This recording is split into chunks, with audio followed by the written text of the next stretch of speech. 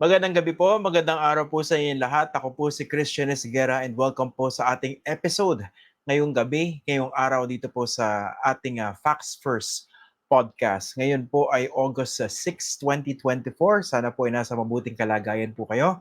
Maraming salamat po sa patuloy niyo pong pagsuporta dito po sa ating programa. So, ang pag-uusapan po natin ngayong araw na ito, ngayong gabi, hihingi po tayo ng update tungkol po dito sa ongoing investigation ng Presidential Anti-Organized Crime Commission hinggil po dito sa PORAC Pogo Hub. At kasama po rito, investigasyon kung saan kasama na po formally sa mga iniimbestigahan yung dating presidential spokesman na si Harry Roque. Dahil nung huli po natin nakapanayam ito pong PAOK, ang sabi po nila sa atin ay iniimbestigahan na nila si Harry Roque. So, kumustahin natin? Especially, di ba, kung naalala nyo, nagkaroon po ng raid. Although technically nag-aresto lang po sila ron sa doon sa bahay ni Harry Roque sa Tuba, Benguet, kung saan natagpuan po yung isang Chinese fugitive at isa pa pong Chinese national. Pero yung person of interest na talagang originally target nila doon sa bahay na yon ay hindi nila natagpuan. So pag-uusapan po natin ngayong araw na yan, lahat po yan. No? I'd like to welcome to our program si PAOK spokesman Winston Casio. Magandang gabi po, sir, and thank you for joining us dito po sa Facts First again. Good evening, Christian, at good evening sa mga Facts Natics na all over the world yata ang mga pinagbumulan ng mga to. Yeah. Okay. Sige, sir, nung huli po tayo nag-usap, sinabi nyo na inimbestigahan na po si Harry Roque. No? So, kumusta po? Ano po ba yung mga nakalap nyo na so far dito sa investigation ninyo na kasama na si Harry Roque? Now, with regards to the findings we have, syempre, I will have to defer to the DOJ for them to disclose that. But formally, siya na nga po ay subject of interest natin, and in fact, kahapon, naglabas na po ang Secretary of Justice ng tinatawag nating Immigration Lookout Bulletin Order or yung ILBO. Yan po, nilimunatin ko lang, that is not a whole departure order. Kundi, yan lamang ay isang internal document within the Department of Justice and Bureau of Immigration para ipagbigay alam sa Secretary of Justice if the subject of the ILBO, Harry Roque and the other individuals would attempt to leave the country. At pag sinabing attempt to leave, kinakailangan hingin sa kanila lahat yung mga clearances and whatsoever, assuming na the clearances are required. No. So, internal document lamang po yun. That is preparatory to the filing of a precautionary whole departure order before an executive judge kung saan man namin ipapile po yun. So, okay, so as we speak, meron pang freedom of movement si Harry Roque dahil hindi pa naman yes. ito full departure order. Ang next question ko, bakit umabot dito sa punto na inilagay na siya sa immigration lookout? Tapos sinasabi nyo, preparatory ito para sa pag-a-apply ng isang whole departure order. Bakit ganun ang coverage ni Harry Roque? Sapagkat sa aming paniniwala ay isa po siya sa isang malaking mga pangalan na may relasyon dito sa Lucky South 99 at maaring sa iba pang mga pogos na raid na po natin na ituturo ng ilan nating mga testigo at ilang mga dokumentong nakalap na po natin. Kaya nga po person of interest po siya in preparation for the filing of appropriate charges. So 12 po yan na merong ILBO. So, ang aming usapan together with the prosecutorial team is one after the other, yung as the evidence come in, magpapile kami ng mga kaso, isa-isa or sabay-sabay sa kanila. Yun nga lamang, hindi talaga pwedeng yung 12 in one filing sapagkat napakaraming dokumentong kinakalap at napakaraming testimonyang kinakalap, Christian. Kung tatanungin mo naman ako kung sino makakasuhan sa una, hindi ko rin masasagot kasi ang ebidensya ibinigay na namin lahat doon sa DOJ. Sila ang mag-determine kung sinong mauna. Pero meron na ho kaming mga sasampahan this week. Okay. So sabi niyo 12, no? Yung subject ng immigration lookout at kasama po doon si Harry Roque. Tama po ba? Tama po. Number 2 po siya doon. Okay, number 2. Tapos sabi nyo kanina, ito yung mga sasampahan nyo ng kaso. So, ibig sabihin, kasama si Harry Roque sa mga balak nyo sampahan. Tama po ba? Tama po yun. Tama po yun. You were given the express instructions that given the links that he had to so many of these raided pogos, isa na po siya doon sa masasampahan po natin. Kung kailan, nakadepende po sa makakalap naming ebidensya muna, Christian. So basically, hindi lang po siya person of interest. You're treating him as a suspect. If that is the legal term, being a non-lawyer, yeah. Okay. Ano in particular yung mga sinisilip nyo na pagkakaugnay o basihan para maisama siya sa mga balak yung kasuhan? Alam mo, Christian, yung mga inilalabas kasi natin sa mga Senate hearings, congressional hearings, those do not constitute the entire gamut of evidence we have against these particular individuals. Siyempre, Christian, I hope the public would understand. We're also keeping some of the cards close to our chest nang sa gayon hindi po kami ma-preempt, so to speak. But let me assure the public that as far as the 12 individuals are concerned, we've got enough to charge them initially with violations of 9208, which is a subject of our search warrant, the HUBA. Then 9208 being the anti-trafficking in persons law of this country. Yun po kasi yung subject ng ating warrant doon sa Lucky South 99. And we're going to look at this as a conspiratorial crime. No, so the act of one is the act of all. No, so the act of the one officer of the corporation, one incorporator of the corporation is the act of all officers, incorporators of Lucky South 99. And we would most likely argue that Lucky South 99 and Whirlwind Corporation are intricately linked in their operations. Thus, we could not separate the two from each other. So if you are lawyering for one, you're also lawyering for two. But then again, lawyering in itself does not constitute a crime. Alam naman po natin yon. So we have other evidence that would point to the participation of all of these 12 individuals beyond lawyering.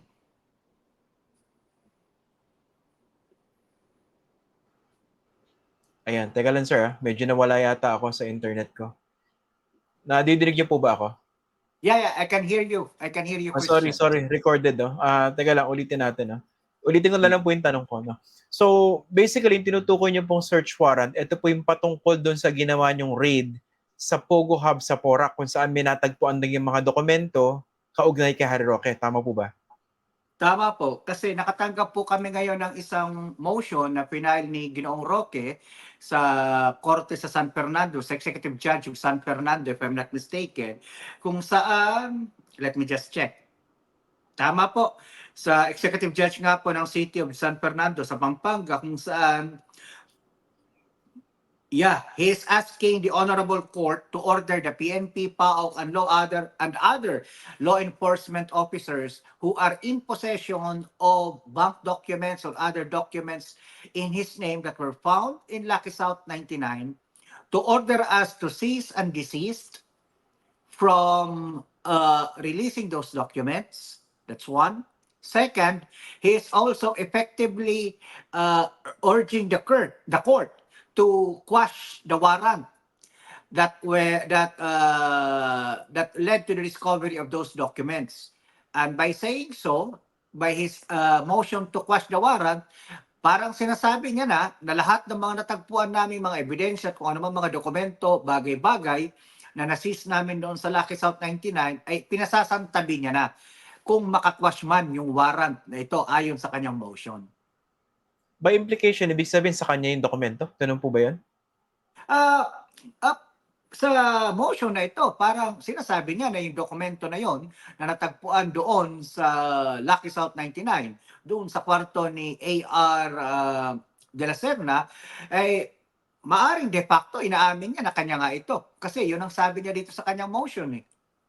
Kasi di ba technically kung hindi sa'yo yun, tama po ba? Wala kang pakialam kung ilabas niyo yun kasi hindi naman akin yan. Yun eh. Sinasabi niya the undersigned move on to respectfully praise and so on and so forth for the PNP and PAOK to refrain from disseminating any document. So, natanggap po namin ito. So, sasagutin po ito ng aming interagency task group nga po. At saka yung kanyang panawagan din po na i-quash yung search warrant. Sasagutin po namin yan. Okay, so ayaw niyang i-disseminate yung dokumento, yung bank documents na natagpuan dun sa Porac Pogo Hub. Pero hindi from your perspective, are you planning to use this as evidence against him?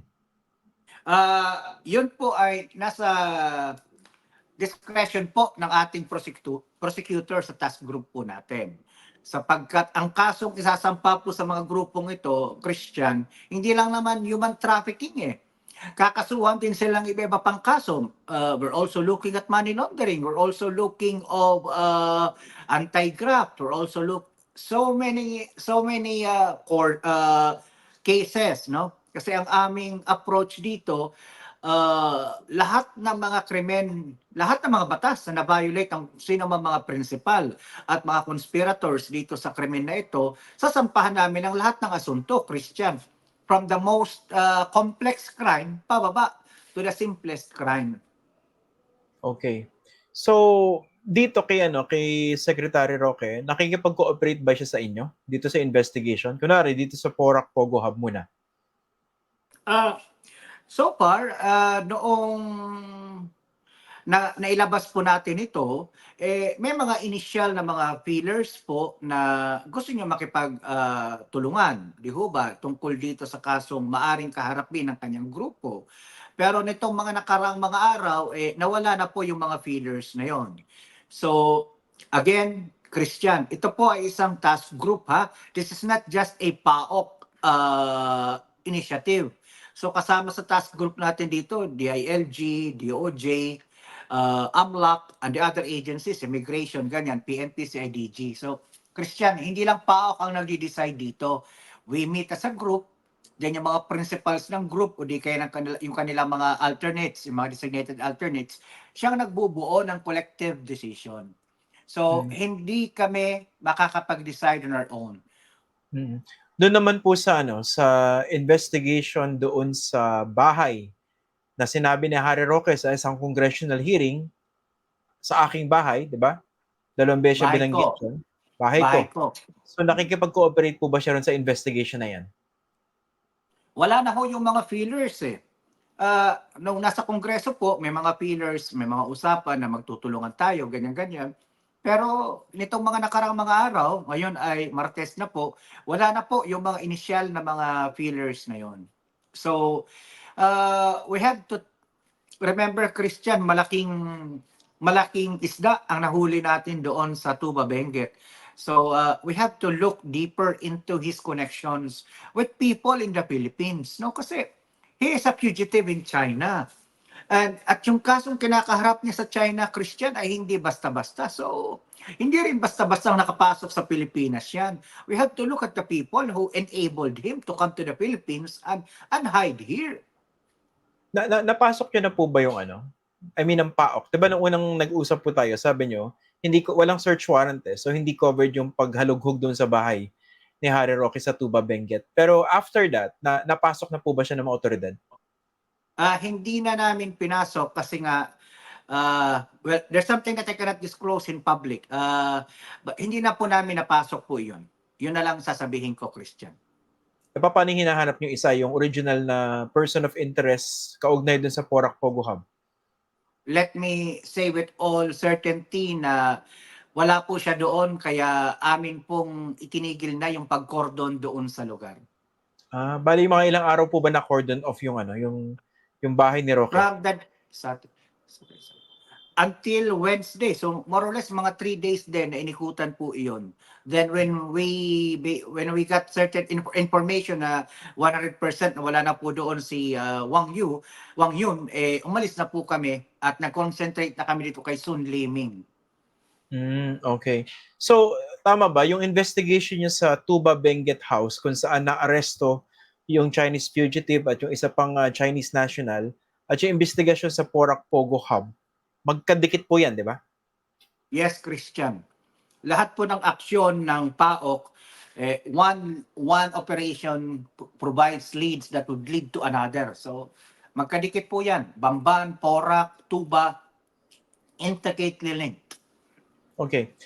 I don't know whether how much answer you can give dito po sa next question ko. Pero ito rin po syempre yung tinatanong ng mga tao, no? Doon sa Porac Pogo Hub, nakita niyo yung bank documents na di umano nakapangalan kay Harry Roque at ngayon, 'di ba, sabi niyo, pinapatigil yung pag-disseminate noon. Tapos lumabas yung pangalan niya bilang legal ng Lucky South 99, yung kumpanya sa likod ng Porac Pogo Hub na ni-raid ninyo. Tapos dun sa bahay niya sa Tuba Benguet, natagpuan yung isang Chinese fugitive. Tapos dun yung hinahanap based on your leads, yung si Wang Yun, no? How do all those three important information relate to each other in connection with the possible filing of charges against Harry Roque? All of those could not be viewed as mere coincidences anymore. Kaya nga po sabi ko, Christian, nung una tayo nag-usap sa programa mo, nung nabanggit mo yung tungkol sa kanya mga dokumentong natagpuan natin doon na di umano nakapangalan sa kanya, sabi ko nga, I found nothing suspicious in that. We, PAOK, CIDG, DOJ, wala kami nakitang suspicious doon. Whatever private relationships may have led to the discovery of those documents there, labas po kami doon. Pero nung sunod-sunod na, Christian, ibang bagay na yon. Plus, may mga natatanggap kami ngayon, may mga lumalapit na willing magtestigo, mag-provide ng testimonya. So, malakas ang aming paniniwala na hindi na ito coincidence, kundi meron kaming sapat para masampahan ang mga taong ito, kasama na po si Ginoong Roque. Pero yun nga po, hahayaan ho natin ang Department of Justice na magdetermina noon sa filing. Yung But yes, yung Christian. kanyang assistant, yung dating Mr. Supranational, kasama po ba ron sa 12 na isinama sa lookout bulletin? No, Christian, hindi pa po. Hindi. Si Mr. De La Serna ay imbitahan din po namin but he's not in the ILBO, ha? He's not in the Immigration Lookout Bulletin Order. But imbitahan po namin po siya doon sa aming task group para magbigay naman po ng paliwanagan doon sa ilang mga bagay-bagay na nakikita namin. Sa aming pananaw, only Mr. De La Serna can provide clearance or illumination. Si Mr. De La Serna, pwede bang ano yan? Pwede bang kunin na testigo yan? Kasi kung meron siyang kaugnayan doon, baka pwede siyang makonvince or baka meron siyang willingness to testify against people who are actually also involved. Si De La Serna is obviously a candidate, no? Isa po siyang kandidato na pwedeng makuha nating testigo laban sa kung kanino man, no? Sapagkat nakita naman po natin yung kanyang testimonyang presenta doon sa Senado, no? So by themselves, may laman na po yung testimony ni De La Serna eh.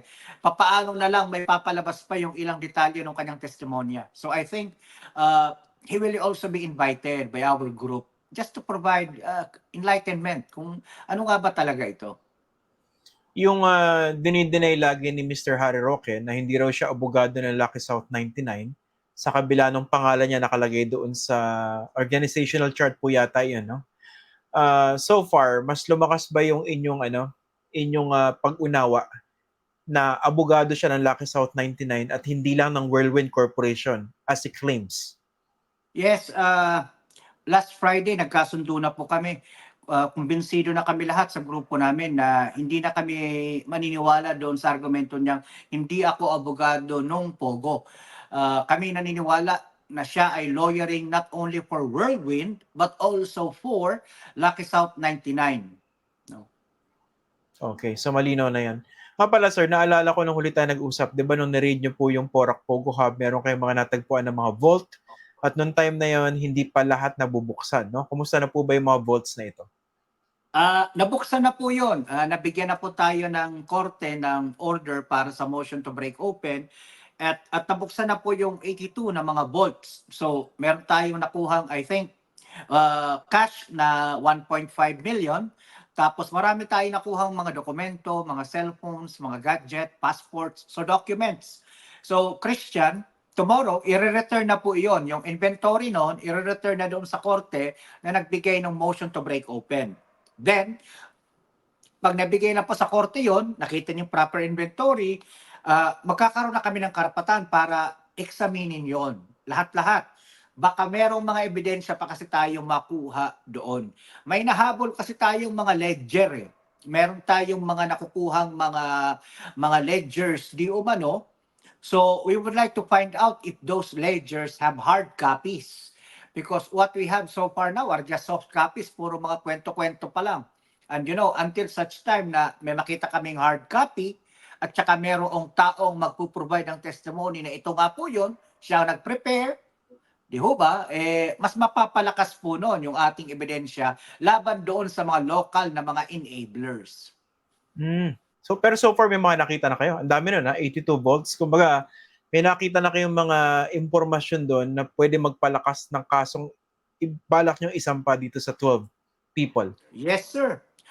Christian, the mere fact na marami ka nakikita mga passports, tapos yung mga nakukuha mong mga foreign nationals, they don't have in their possessions their passport, that is already a red flag of labor trafficking, no? In itself, it will not constitute labor trafficking.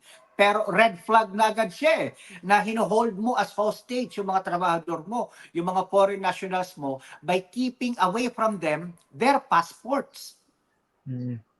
Para hindi sila makaalis, no? Yes, ang dami nun, Christian. Sobrang dami. Ang dami rin cellphones, laptops. Kaya mag-apply kami ng cyber warrant, Christian. Halo kaya namin yung laman ng mga cellphones at laptops na yun. Mga sa pagtingin nyo, mga ilan po yung passports na nakita? More or less. Ang dami, more or less. Lagpas 100 yon, more or less. Lagpas 100 and para sa mga POGO workers po ito na Yes. para hindi sila makaalis. Yes. So I suppose ibang nationalities, no? Yan yung mga Chinese nationals, Christian. Lahat sila Chinese or mostly? Mostly Chinese nationals. Ang dami, oh. Ang dami rito sa inventory ko, mga passports, mga kung ano ng mga documents. Yung cellphones, mga ilan po? More or less. Let me just check. Cellphones, siguro mga around 50. So itong mga cellphones na ganito, 50. Yung mga ganitong cellphones na mga nakatago sa mga vault, ito yung mga receptacle nila kung saan nakalagay yung mga pera na, halimbawa, yung mga scam money nila, dyan nila ilalagay sa mga cellphones na mga ganyan, na tinatago sa mga vaults. Ang may access lamang nun, yung managers.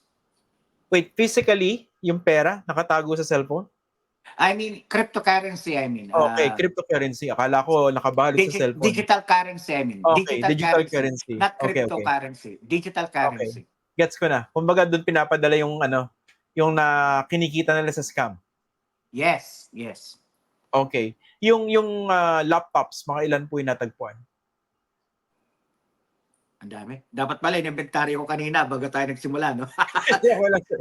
No. Okay lang, Christian. Sandali lang. Check ko lang. Ako. Okay lang. Laptops. Marami-rami yan, Hindi naman. Ano lang ito, pare? 18. 18, more or less. Mga how soon bago nyo mabuksan yan para maisagawa yung tinatawag na digital forensics? Kasi napaka-importante po yung investigation. Tomorrow kami magpa-file, Christian. So give and take 2-3 days yan. Bago mag-grant ng court. Yung pala, sir, naalala ko, no? 'Di ba yung mga torture videos na nakakalap nyo rin dun sa mga raid nyo, no? May mga nahanap ba kayong bago? Actually, yes. Kanina, ang pangit nga nung pinadala sa amin dun sa group chat ng mga directors, pinadala yung mga bago nakakalap, medyo mas malala ngayon. So kasalukuyan ako nanananghalian ng pumapasok dun sa group chat, medyo mas malala ngayon. Because they're trying to get out and they're trying to salvage what they can, Christian.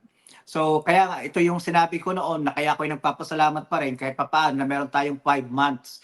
Because once you say ban, they will not just leave. Ngayon, naghahanap sila ng paraan para makapag-embed, entrench. No, they're entrenching themselves in several locations. So yung mga pinaghihinalaan nila, Christian, na nagsusumbong sa PAOK, sa PNP, nato-torture ng malala ngayon. Okay. So nagkakaroon ng parang purging? Parang ganun, parang the purge. Can you elaborate on that, sir? Ano exactly ginagawa nila when you say torture? Hinahunting, tapos ano ginagawa? Kanina nakita ko the same, no? So may mga pinuputulan ng mga daliri, pinuputulan ng tenga, pinuputulan ng daliri sa paa, sa kamay at saka sa paa, matinding bugbugan, no? May mga reports din kami natatanggap na yung ibang mga nato-torture ay pinapatay, tinutuluyan. So again, why are they doing this? One, yung mga illegal offshore gaming, I have to be brutally frank about it. They don't want to leave the country, Christian. They really don't want to leave the country.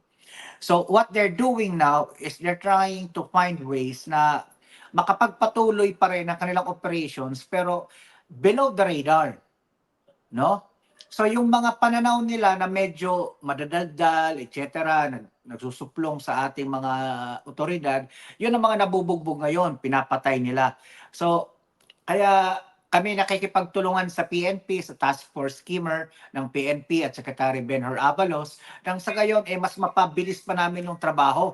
No, kasi if we don't act fast, they will be able to entrench themselves. Kaya ngayon, yung PAOK, nagkakanda-ugaga kami ngayon, Christian, to be evaluating, verifying so many intelligence information that we're getting. Sapagkat we have to act very fast. PAOK, DOJ, NBI, PNP. Kasi kung hindi kami magmadali, maunahan na naman kami ng mga to. Makakapagtago to. Yung sa entrenchment na binabanggit nyo, how exactly were they trying to entrench themselves? Saan? Saan nila ginagawa? Okay. Let Example me lang, think para about may what I idea. can Okay. So, yung mga Pilipino, hinihiwalay na nila sa mga foreigners. No? So, they're just one unit, one operating unit, pero yung location ng Filipinos, location ng Chinese, magkaiba. Para pag may nahuli, di ba? So, hindi mahuli lahat. That's one. Second is, noon, di ho ba, matagal na natin sinasabi na sila ay nagre-regroup into smaller units. Ngayon, mas smaller pa. Kung noon, 20, 30, 50, yung small groups nila from 300 to 500 to 1,000, yung 50 na yun, mas lumiit pa. 5, 10, nasa loob ng isang mga bahay na. No, kaya pag nahuli mo yung 5 and 10, it won't affect kasi isang team lang yun. Hindi maapektuhan yung kanilang gross. Maliit na bagay lang, 8 million mawawala sa kanila, 20 million mawawala sa kanila.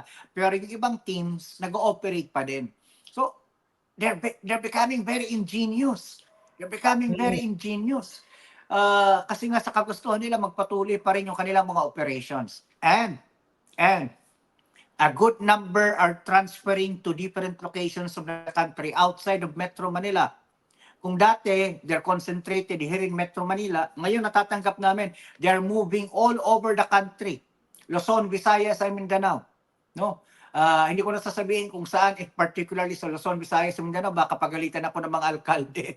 But they're all over Luzon, Visayas, and Mindanao. So, Christian, again, allow me the opportunity to call on our governors and mayors. Please, go out, check your localities, because if you see more foreign nationals entering your jurisdiction, your territory, they may not be there as tourists. They may be there to start POGO operations. So, tulungan po natin ang national government sa laban na ito. Okay. So, pero nakatimbre na naman to, no? Kasi more or less identified niyo yung mga lugar at nakatimbre na sa mga LGUs. Yes, nabigay na natin yon, Christian. Nabigay na natin kay DILG Secretary Abalos, nabigay na rin po natin sa Congress, nabigay na nila sa League of Municipalities and Cities of the Philippines. So, they have to act on it. Okay. Yung mga nadidinig kong comment, no? At napapansin ko rin lately, parang dumalang yung mga text scams na natatanggap ko personally at ito rin yung napapansin ng maraming tao. Simula nung sunod-sunod yung mga raid nyo sa mga Pogo at simula nung i-announce si President Marcos na ban na yung mga Pogos effective July 22. Meron po bang basis ito? Yes, Christian. Kasi di ho ba nakikita mo, nakikita ng publiko kapag nagre-raid ang PAOK. May mga nakikitang hile-hilera ng mga cellphones, no? So those are trolling farms, so to speak, troll farms. And most of those troll farms are operating within Pogo scam farms. Isa yung sa kanilang pamamaraan para makapag-phishing, para makakuha ng mga digital information mo that would serve as their entry to be able to hack into your digital accounts. Mm. So the short answer to that is yes. They're intricately linked. Ngayon na nabawasan ng Pogo, nabawasan yung mga scam farms, nababawasan yung natatanggap natin ng mga text scams sa ating mga mobile phones. Pero ano, kaya pa rin nila mag-operate on a smaller scale, tama po ba? Yes, Christian. Yun lang, they're still operating in smaller scale. So, kaya hindi pa ho kami titigil dito sa trabaho ito. So, tuloy-tuloy tayo, Christian, hanggang December. Mm. Yung pala sir, yung sa ano, yung Pogo Hub sa Porac, Pampanga, I think recently nagkaroon ng Ocular, yung ilang mga kongresista, tama po ba? Kahapon po, opo. Anong ginawa nila exactly? Well, they check Bamban and Porac to evaluate una kung how large the problem really is. So nabigla yung speaker, sabi nga ni speaker kahapon sa press con, iba pala talaga kapag nakikita mo yung actual na problema based lang doon sa napapanood mo o di kaya sa nababasa mo. Kasi medyo nabigla rin si speaker sa lawak ng mga properties na yon kahapon. Yung second purpose noon, inimbitahan natin yung ibang mga agencies doon. Yung DSWD, pumunta doon. Nandun din yung AMLC and so on and so forth. Kasi we have to find creative, ingenious, yet legal ways to be able to use these properties already, Christian. Kasi the properties are depreciating. You have 68 vehicles in Baban. You have 40 plus vehicles in Porac. Dito sa amin sa Nasdaqe, dito sa SmartWeb Nasdaqe, we have 14 vehicles. These are depreciating assets. So what will we do with these assets? And what about those buildings, Christian? How many buildings? 37 in one, 46 in another. Dito sa amin, meron kaming isang napakalaking building. Anong gagawin natin dito? Anong gagawin ng gobyerno? So, nandun ang DSWD, baka pwedeng gamitin nila in the meantime. So we have to find legal ways. So kaya nandoon din yung ating mga congressmen para makatulong kung paano mas mapapabilis yung proseso. Pero dapat yata magkaroon ng matinding blessing, if not exorcism nung lugar yan. Ha? Kung nangyari sa Christian, ha? Seryoso ako doon. Yeah, Maraming I evil know. spirits dyan. Pag ganyan, delikado yan. No? Sigurado. Sir, bilang panghuli, no? Balik tayo kay Harry Roque. Isa ba sa mga sinisilip dito yung SALE niya? Kasi may mga nakausap tayong mga eksperto, pwede pa rin daw papanugin miski wala na siya sa gobyerno. Pwedeng silipin yung SALE niya nung pumasok siya at nung lumabas siya sa gobyerno. What do you think? Yes, sir. Yan po ay napagkasunduan na po namin. We will look into his SALN during the period in question. Okay. So, ang maglilid nito is the AMLAC, tama po ba? Yes, sir. AMLAC and eventually the Ombudsman also will have to take a look at this. These are crimes that were committed during the time that he was in public office, assuming there is any crime that was committed, and also the DOJ. So, ang approach kasi namin, although may interagency group kami, kapag itong isang batas nito under the purview of Office of the Ombudsman, Ombudsman ang bahala dyan, special prosecutor or whatever. Kung ito naman ay under sa, let us say, sa DOJ, yung special prosecutors naman natin sa DOJ ang handle nito, and so on and so forth. So, again, the approach ng gobyerno ngayon is, sabi nga nung meeting namin nung last Friday, ang sabi ni ES is file all charges that you could file against people involved in all of these crimes. Hindi lang sa foreign nationals, including Filipino nationals who have enabled. They may be incumbent officials or they may have been former officials. Kasi remember Christian, na lagi natin pinag-usapan pag nasa programa mo ako, we have to make sure that we're able to put people to jail. not just the foreign nationals, but those Filipinos who have enabled this crime kasi hindi natatakot eh. Di ba?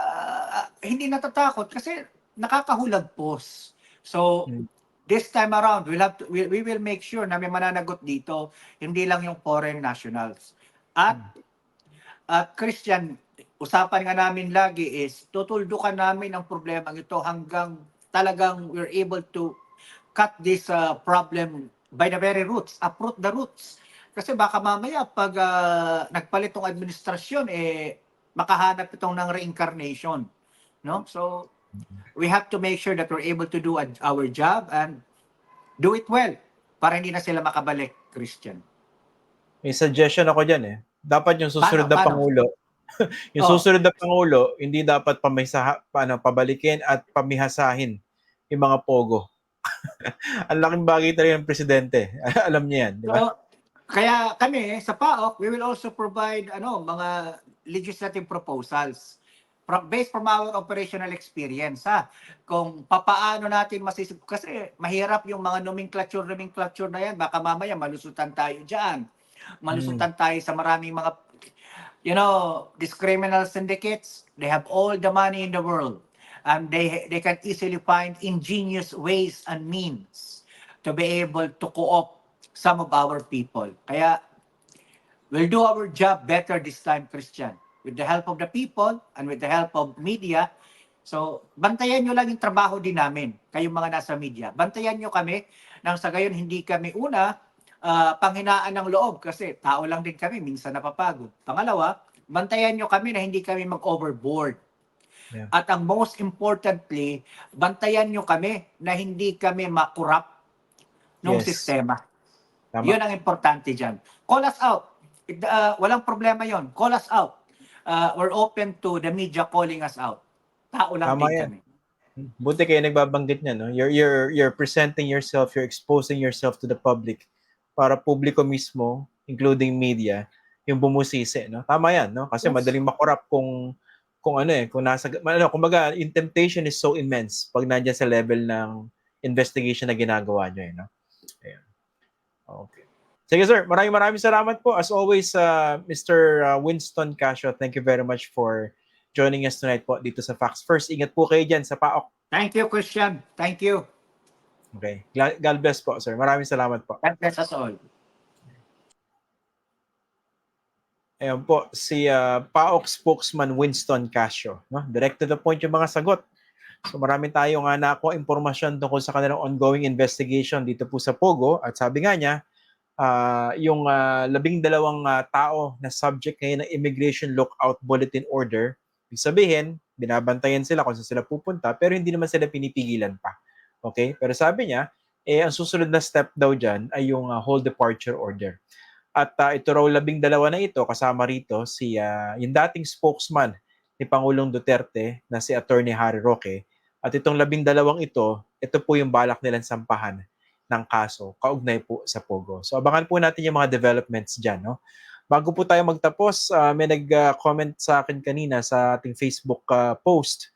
Si Paul Obrador Pasumbal, pabati ang aking anak. Kaso parang puro typo yung pagkakasulat niya. Hindi ko makuha yung pangalan ng kanyang anak. So, happy birthday na lang sa anak ni Paul Obrador Pasumbal. 22 years old na siya. And si Paul is watching from Rome, Italy. Maraming salamat sa panonood. And happy birthday sa iyong anak. Ayan. Send mo na lang yung pangalan ng iyong anak para bukas mabati natin, mabanggit natin yung kanyang pangalan talaga. Okay? Dito na po muna nagtatapos yung ating episode ngayong gabi. Maraming salamat po sa inyong patuloy na pagsuporta dito po sa ating programa. And meron po pala tayong Faxnatics Unite Question of the Week. No? Nakapost po sa aking Facebook page at saka sa ating YouTube channel. Ang tanong po dyan, tama ba na binawasan yung police security detail ni Vice President Sara Duterte? Binawasan ng 75. Pero base sa impormasyon from authorities, nasa higit 300 pa naman daw yung natirang security detail niya. So agree ba kayo dun sa pagbabawas? Okay? Padala nyo po inyong comment. 1-minute video. Yun ang limit natin. Vertical, horizontal, bahala po kayo. isend nyo po sa aking Facebook Messenger at pagsasama-samahin po natin yan at ipapalabas po natin by the end of the week. Okay? Maraming salamat po sa inyo lahat and thank you for watching. I'm Christian Esguera. Thank you. Thank you po sa inyo lahat.